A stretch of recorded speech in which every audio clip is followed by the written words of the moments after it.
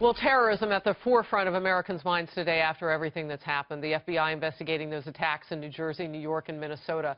And with the presidential election fast approaching, 51 days, voters are wondering who can keep us safe. The Fox News political insiders are here. Doug Schoen, former strategic advisor to President Bill Clinton, 6 years in the White House doing that, now a Fox News contributor. John LeBoutelier, former field director for President Ford in the '76 campaign, and then held office here in New York as well. Pat Caddell, strategic advisor to President Jimmy Carter and a Fox News contributor as well. Good to see you, gentlemen. Good to see you. So I've been talking tonight about how tight this race is. Yeah. I made kind of a southern quip, but it is very tight. You Yes. call it a tie. Yeah, I'd say it's a statistical tie. There's probably a slight advantage for the Secretary of State in the Electoral College, but that could be debated because all the movement in the last week or so has been to Donald Trump. All right, we'll get more into that next block, but I kind of wanted to start Sure. there because sometimes foreign policy and keeping us safe at home together can make the difference for the candidate. Is that what's about to happen, Pat, in your estimation? Well, I think it could. I mean, we've seen that, we saw the impact after San Bernardino. And, sadly. And the effect on the presidential race. And on Orlando. the presidents. In Orlando. This is a possibility. You have a very deep division in which the Republicans and Donald Trump are willing to identify the more likely aspects of this, which is terrorism and Islamic extreme terrorism. Democrats and others seem to be reluctant. They still don't want to use those words, and they keep saying it could be anything, but it always ends up being the same, like in Minnesota. But you know what? People have got to ask. I was here in New York last night, near that place after it happened, walking. You know, it's a shock to you because you got a bomb, then you have another one that didn't go off.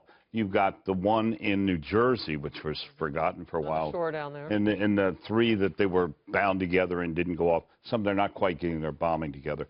But you got to think that these are not isolated incidents, unless you think, boy, that's a big coincidence. Clearly not. The one in Minneapolis, ISIS claims credit. It's a soldier. That's the way they do it with knives. People have got to say, this is happening again. And we have all said all along, this is the kind of events that can influence the race for Trump, because I think he's probably viewed as much tougher on this stuff. Interesting. All right. So earlier in this hour, John, I shared with everybody, we saw Hillary Clinton's comments right after the explosions last night.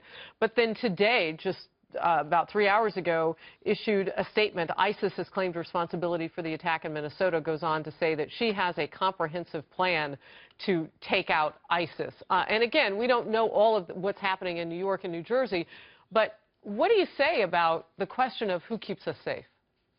Well, I think it's in the eye of the beholder. What the Trump people already think he'll keep us safe. The Hillary people think she will.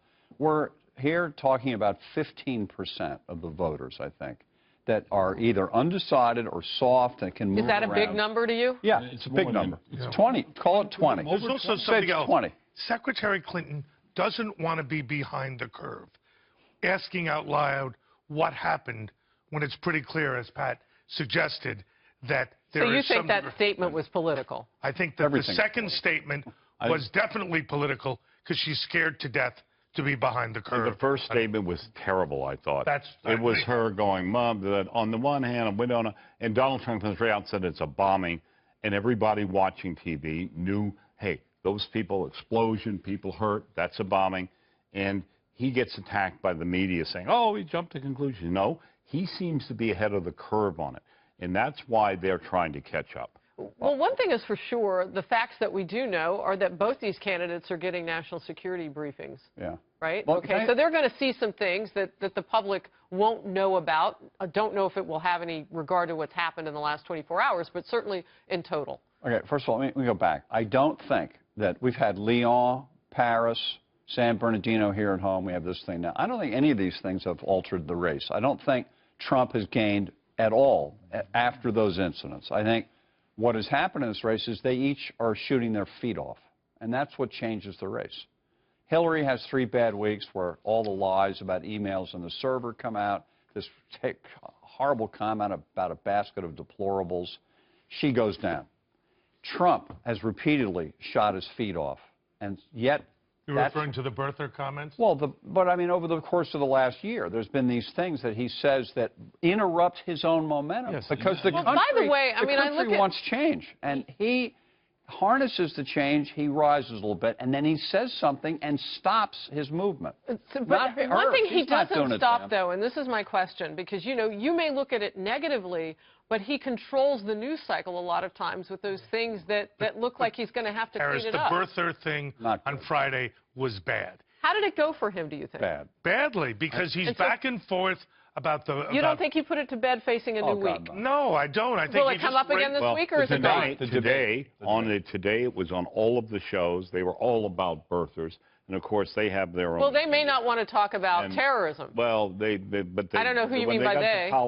The mainstream media shows.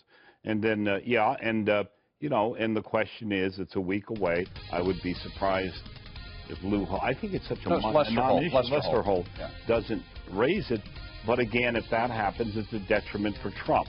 It's not the statement that you would be making politics necessarily out of what's happened. The question is, who keeps us safer? Right. Yes. And Trump and Hillary both have to develop a coherent narrative. And an answer to that question. Right. And what Pat and John are saying is when Trump goes off on a tangent, he weakens that argument. And he has had, now let's make it clear, there's several times when he came out of the Republican convention, had momentum. We got to go. We'll come right